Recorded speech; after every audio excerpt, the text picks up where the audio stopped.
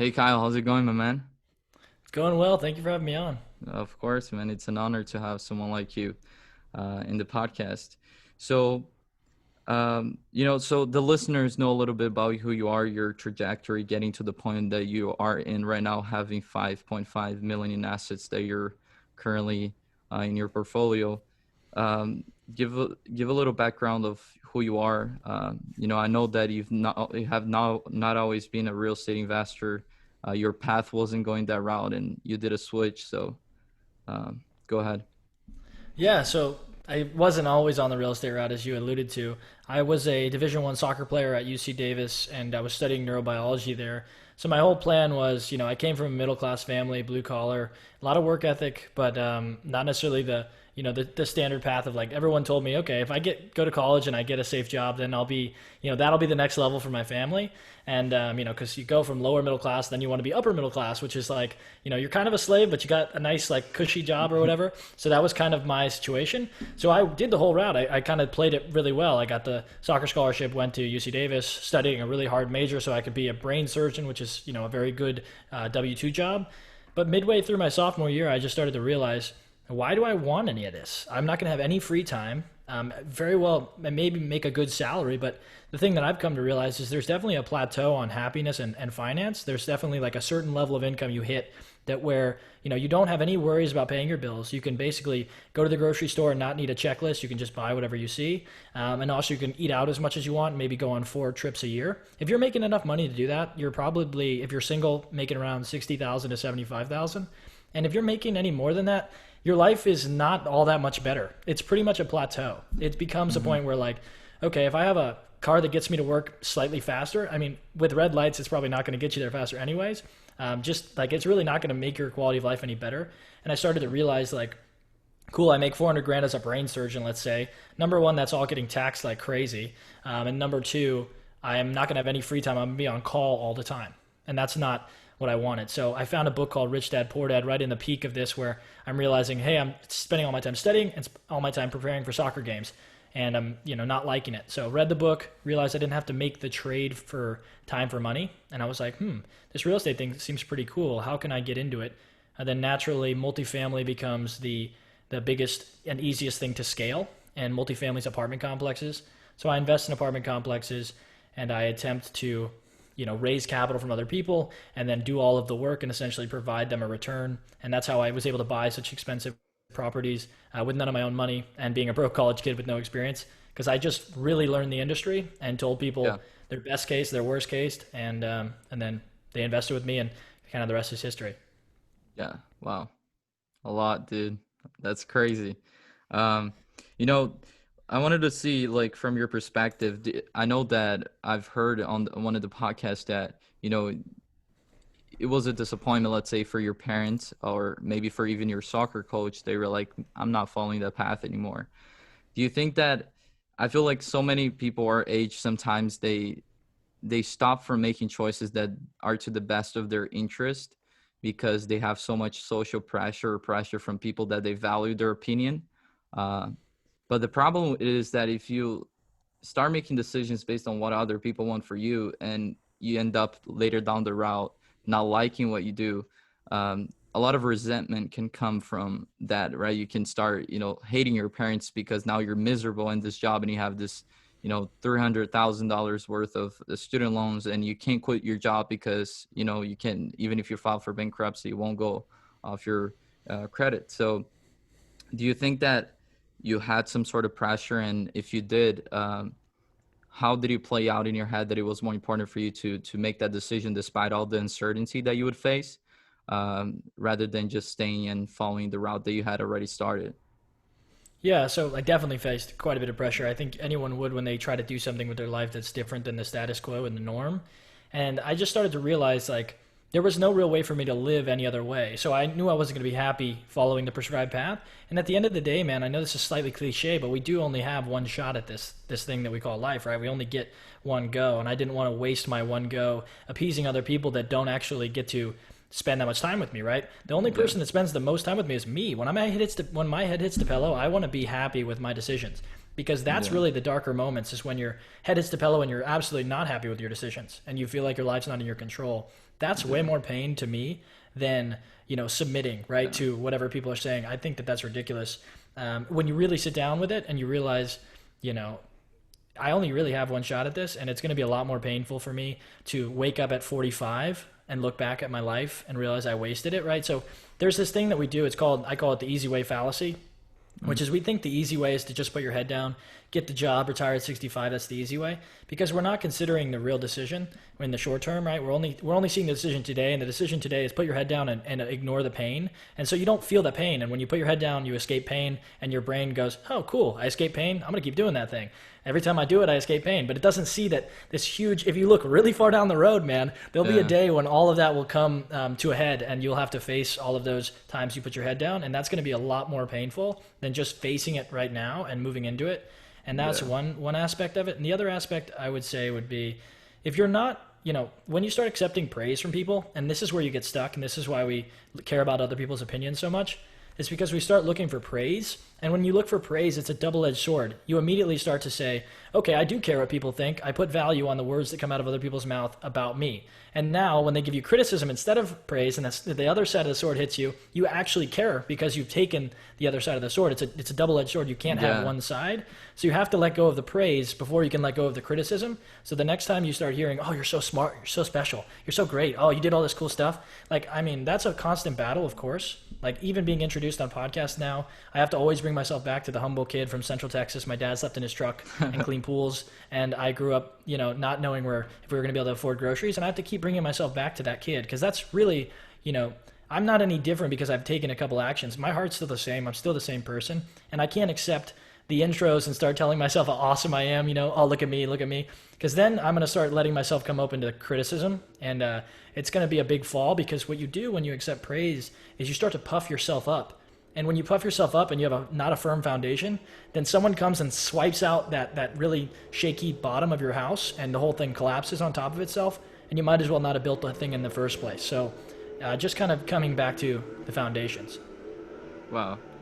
Yeah, man, I agree. Like Jordan Peterson says, like you should be scared about, following a path that isn't certain, but you should even be more scared to stay in the path that you're currently following if it's making you miserable. It's like, I don't know if it's the message or the self help content that this culture has produced, that it makes it seem that once you follow like a certain path, that even if it brings you fulfillment, that it's gonna be easy and it's gonna be this blissful. I'm sure that like you enjoy being a real estate investor, and you love the fact that like you have more freedom with your time, and you get to hire a team, and not have to work in your business, but you can scale and have time to do things like be with your family. But at the same time, like there are parts that are going to frustrate you. I remember listening to one of your episodes, how you were talking about you were hiring a team and how hard that can be, right? It's like, and how you have skill sets and you have partners that do the underwriting, because that's not your, like, it doesn't pump you. So sometimes I feel like it's easy for us to even be like following shiny objects and jumping from thing to thing, because we think that the thing that we're made for, the thing that's going to be make us happy, is this thing that we're not going to have any doubts, or we're not going to face any adversity. But it's actually not true at all. Doesn't make sense, right? It's like life is hard, and things are tough, and it's hard to grow a business, but you rather be doing something that at least you have things that are in your control, like your time, that you can hire a team and you can put yourself out of those operations, than doing something that you don't want, or you say I'm interested, but you wouldn't really dive for it, or there's no meaning or intention behind it. You don't know why you're doing it. And I feel like a lot of people in our age, right, that are in school or about to go to school, or have already graduated with a certain degree and don't want to follow the degree, is they have this, battle in their minds, whether like, I already started, I should finish it, right? And, this philosophy, like if you start something, you should finish it. Not necessarily, right? Like if you started it, if you've opened a book and everything that you've read is awful, why would you continue reading it, right? It's not helping you in any way. Um, Now I wanted Yeah, have to you ever ask read the you. book Go the ahead. Black Swan by Nassim Taleb about the sunk cost fallacy? I have not. I think everyone should just Google sunk cost fallacy. I'll probably ruin the explanation, so I'm not going to get into it too much. But it talks about how that's just a cognitive error. The whole like, oh, I've already done it for so long. Because I had this issue when I quit soccer. Right, I've been playing it since I was 4, 16 years, Yeah. dedicated my whole life to it. Got pretty freaking good. I mean, you get a Division 1 scholarship, you're pretty good at the thing. And I had to give it up for a new thing, and I kind of came to grips with the whole sunk cost fallacy. So I don't want to butcher it because it's somewhat complex and it's hard to put, eloquent, like actually put it out there. But yeah, everyone just go Google that. It'll hopefully free you up a little bit. Wow, that's good. What position did you play? I'm Brazilian, so soccer is my thing too. I played left wing in college, but in club as a high school, I played center forward. But I was too short for that Division 1 level, so I was out Wow. wide. That's Yeah. awesome, man. So, I wanted to get your opinion and like what's like a day in your life, as a real estate investor, not maybe when you're going to school or in the process, but now that you have, 119 units under your portfolio, if I'm correct. And Yeah. what's a day like in your life, now looking maybe to scale, pitching investors, raising money, talking with your team. What does it feel like to be a real estate investor? Yeah, so the interesting thing about being a real estate investor, especially in the modern time, especially also on the capital raising side. So I honestly run a content marketing firm and a real estate firm, which is an interesting thing there too. So I have the majority of my time honestly comes down to right now scaling the content marketing side of things and having, we have 4 employees on that side, and we're making sure that every morning we're getting some tasks laid out, and we have a webinar releasing every week that we have to organize and get people coming to. And then we have podcasts released bi-weekly or twice a week. And then, there's a lot of the other content that we're putting out daily, and we're also producing, some course products and things of that nature. But as far as real estate's concerned, the beauty of the whole thing is when you close on the asset, it kind of runs itself when you buy something that scales. So the 107 unit in Louisville, for example, that takes me about an hour or two a week to manage because I have a phone call with my property management team out there. And essentially, we have a couple questions each week, which is, where are we as far as budget? Did we overspend? Do we underspend? Why? And then where are we on vacancy? Do we get enough people looking at units? What's our lease up time, between someone moving out and someone moving in, things of that nature. And then are there any like major issues as far as, did someone slip and fall? Is there a fire? Is there, stuff like that? And that doesn't happen too often. So the calls end up being pretty short because we have good systems in place. And that just takes time, to be completely honest. There will be failure involved in that, I promise you.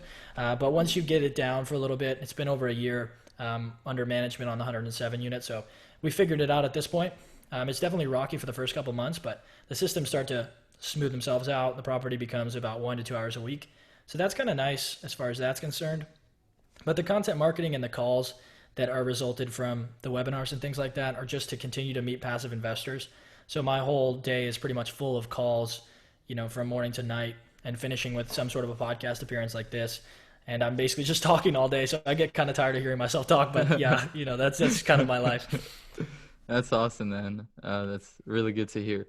Now, is there any like misconceptions that maybe you had before prior to starting your journey in real estate, or that you've heard people maybe your age or people that are like, I want to be a real estate investor, I want to invest in real estate, that kind of like the Hollywood view, like we imagine it being like $1 million listing, a real estate agent, that once you really get your hands in the dirt, it's completely different. Something that maybe you would advise people that are looking to get into real estate to be aware of, so that they don't have a false perspective on what it feels like to be. Of course, there are different niches and different positions that you could be playing, but just like an overall kind of thing that you're like, wow, that's completely different. Just like as an example, before I moved to America, my whole view of America was completely different, right? And then I moved here and I was just like, wait, this thing is completely different than I thought. So is there anything like that for you moving into real estate? Yeah, man. I think that everyone kind of says real estate's a relationship business, which it is for sure. But people say that almost in like this way of saying, oh, you don't really need to know the numbers or be that analytical. If you know enough people or you're good enough at networking, you can kind of overcome some of that. And I think that's really bad advice in the sense that you may get to a certain threshold of success, but you will not make it past the first or third barrier. Like you're not making it to the top of the level. And in order to be comfortable and actually secure in an industry, you have to be somewhat in the upper echelon of people. If you're not, then you kind of get swept away in downtimes or in competition. So you kind of have to get good at the numbers, understand the analytics of real estate, and understand how to underwrite a deal and actually evaluate the risk on paper. I'm not a numbers guy by heart. I had to learn that because, at first I was like, oh, I'll just be the guy who raises capital. That's all I'll know. And people are like, they call themselves capital raisers and they kind of are like, oh, I don't need to know analytics. I don't need to know underwriting. And now I am hiring someone to go and do that, but I know the process very well. And I've built my own analyzer, built my own spreadsheet. I understand the actual aspects of it because that makes capital raising easier anyways. So it'll make you a better capital raiser because I can tell you the exact percentage of occupancy we can drop to and still make our bank payments. I can tell you exactly what our cap rate is, worst case scenario, and how our returns are affected by that. And I know the actual numbers of that situation, which makes people very much more comfortable. And no matter how good you are at like the speaking and the whole gab thing, you're going to be capped at the amount of capital you can truly raise, especially if you want to go to like the private equity level. You have to really know your numbers and you have to be smart as far as that's concerned. So the whole like sell of, oh, real estate's a people business. It's simple. It's like back of the napkin. Like it is to some extent. I don't want to overcomplicate it to put it out of reach for people. It's definitely within reach, but you also have to respect the fact that you must understand the numbers. There's no escaping that. So just get Yeah. comfortable with it, and it really won't take too long if you just surrender and try to learn it. Yeah.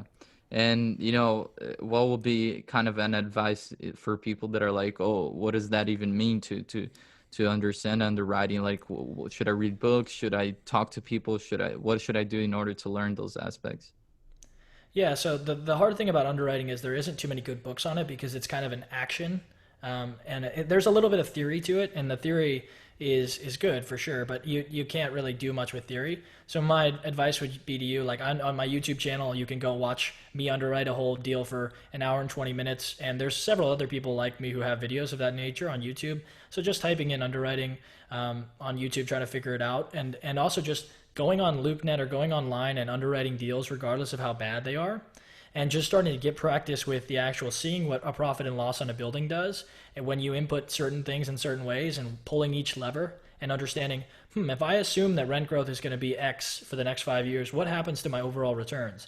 And same thing with expenses. What happens if I assume they grow in this way or they don't grow? What happens if I assume that the market gets worse in my ownership period? What if I assume the market gets better in my ownership period? What if I give someone more equity? What if I give someone less equity? What if I do all X, Y, and Z? What if I cut expenses here? And just watching what happens to the whole spreadsheet and understanding, what kind of happens. And hopefully, I mean, to get started, I can hopefully. So yeah, if anyone here that's listening emails me at kyle@kylemarcotte.com, then I'll send you my deal analyzer for free just so that you can not have the excuse of like, cool man, but then I got to build a spreadsheet, or cool man, but how do I even start? Well, I'll just Yeah. give you the thing for free because I want to just kind of cut out all the excuses and give people the opportunity to start to move in the right direction. Wow, that's great, man. Um, Now, the core focus of this podcast is how our character shapes us and how important that is, not just in, I believe, at least in the success of our lives financially, and through our work, but also in our personal life, right? I never believe that you have a business problem. I always think it's a personal problem that's being reflected in your business, and you bring to your business who you are. What do you think are maybe some of the personality, characteristics, or some of the character, you know, positions that you believe that fits a real estate investor? Yeah, I mean, for me personally, dude, I'm kind of like a systems freak in my whole life. So like I wake up at the same time every morning, 4:30. I eat the same kind of meal. I dress kind of in the same way. I do the same kind of workout. I have a system for my night routine and my morning routine.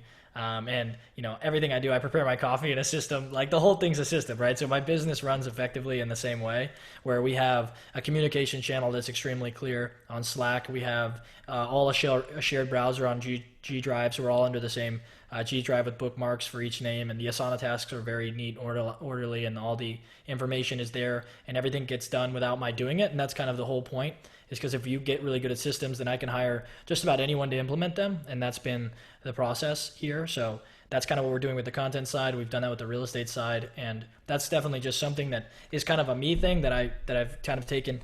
Me growing up pretty unorganized and being the guy who like never did his homework and kind of being behind on all that stuff and just feeling like the shame and the pain of not knowing, not like, because dude, if you trust yourself to show up in the moment, you're probably not going to do it, unfortunately. Like, just as human nature, like if you just leave it open ended and you go, yeah, when that comes around, I'll be there. Like, no way, dude. Yeah. Like, you have to prepare for everything. If you don't prepare, you're gonna fail. That's pretty much what happens. So for me, I have like crazy systems to make sure that, I trust myself, of course, but I want to put myself in a good position so that I don't, blow something up because I just wasn't ready for it. And that's why I always have systems, and I always make sure that there's checks and balances in place and that I can be held accountable for all my actions. Wow. That's great, man. And do you think that through your journey as a real estate investor, it has helped shape your character for the better, in terms of integrity, or maybe just facing adversity, like aspects of our character like persistence, perseverance. If you can just elaborate a little bit on maybe some of the frustrations that you faced. I know that it took about 6 months, if I'm correct, for you to get the first deal.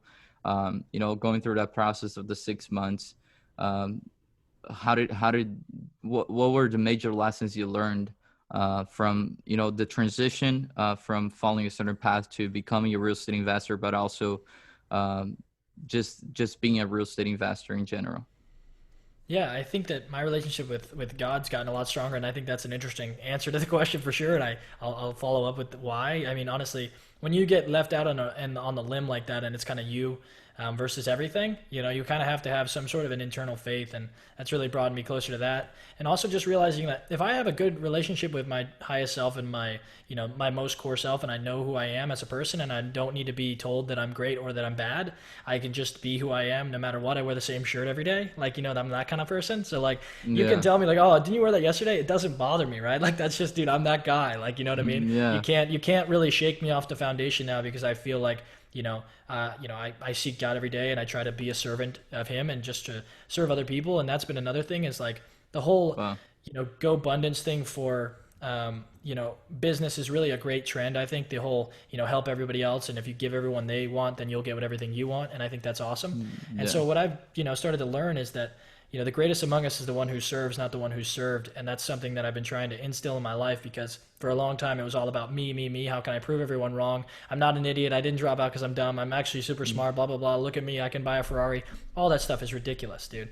And it doesn't bring you any Yeah. happiness. And I started to realize the only thing that really brings me happiness, man, is when I get to help other people and I put myself at their level or even beneath them. And I come from a place of service and trying to help and trying to just make everyone around us better because this kind of zone that we're in right now is temporary and we're playing for something greater than this, and I'm really just trying to be the absolute best person I can be while I'm alive, and that's really what makes you happy, man. I've noticed that all the accomplishments, all of that kind of stuff, doesn't do you anything. Like it might seem cool for about 3 days. I promise it goes away after 3 days, and Yeah. it's just such a Uh-huh. waste of time.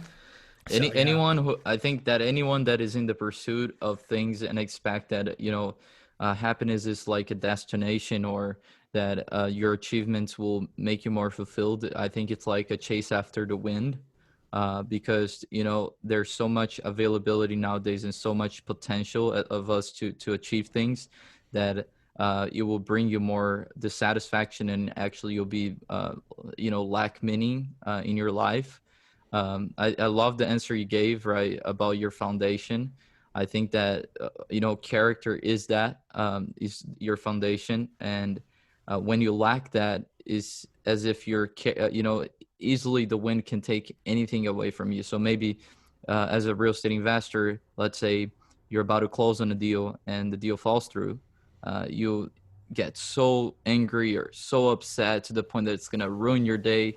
Um, I mean, to me, that's just shows that like you lack an aspect of character, but not only that, that your perspective is not clear, because to have a perspective and think that every deal is going to go through is just to be naive, because especially with real estate, sometimes it is a numbers game, and not everything, just in work in general, it's never going to be as exactly how you expect it to be. Things are going to come from balls are going to come your way and you're going to be like, what? Like, I did not expect this, the last thing expected. But once you change your mindset and your perspective to be like, oh, things can happen, and sometimes I'm not gonna know that it's gonna be a surprise, but that's okay because now the fact that I'm aware of that already gives me the confidence to deal with it when it comes. Um, but I love that, dude. I think that me, my experiences, short-term rentals. I've always loved the real estate. I started learning back in high school. Since I dropped out of college, I've been on it, and it's an amazing industry. It's filled with opportunities. The most millionaires is created in it. But again, I never want people to come in it just for the fact of that.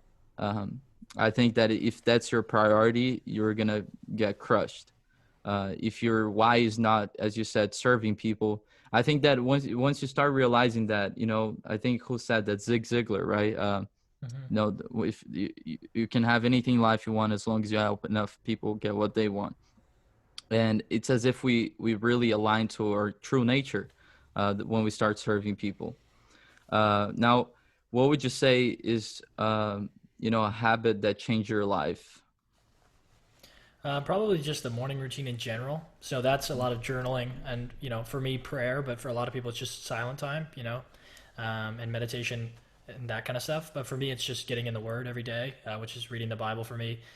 That's kind of something that grounds me every single week because, like I said, you can get off your base, you can start listening to what everyone tells you about how great you are.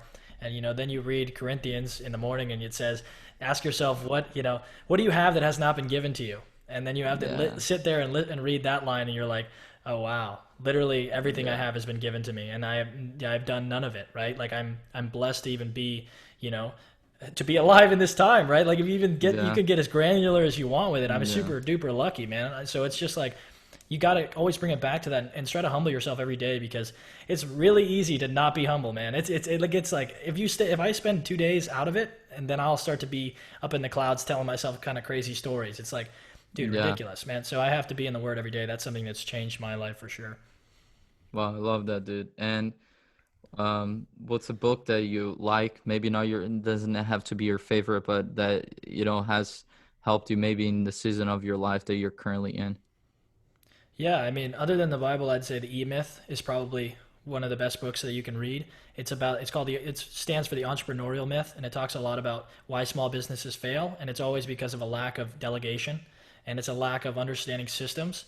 And systems have changed my business's life. I don't try to do everything at all. I do very little. I only do the things that I cannot be replaced in. So like for example, speaking on this podcast, I can't go and hire someone to do this for me, right? So I have to do this. But the thing is, you scheduling this, that happened with an employee, and then me actually getting the Zoom link all set up and putting it in my calendar. All I had to do was see this and show up and then speak. And the same with the webinars. We get all of the emails sent out. We get all the people there. All I have to do is make the content and show up and say it. And that's kind of I've scaled out to that level in the content aspect. So I don't do any of the social media. I don't have the apps on my phone. Because they make me go crazy, man. So I don't even go on them. But yeah, it talks all about how to set that up and why pretty much every small business fails is because the owner is trying to do everything. They work in their business and not on their business, and that's the whole aspect of that book. Really, really good book. Wow, I need to read that. And how can people reach you, man? If they want to learn more about what you do, if they want to invest with you, even you're in syndicator, so Yeah, of course. I think that my website would probably be the best spot. It's kylemarcotte.com, and that's KYLEMARCOTTE.com. So that's definitely a good place to reach me. And yeah, just go on there. There's a bunch of different free resources that you can download. There's all kinds of content on there. And podcast is great. And yeah, it's pretty much the hub. So you can just go on there and find stuff. great, man. Well, it was an honor to have you here and learn more about your experience in real estate, but as an individual. So I do appreciate your time and your message. Yeah, thank you so much for having me on. This is an awesome, awesome show, man. Thank you, man. Take care.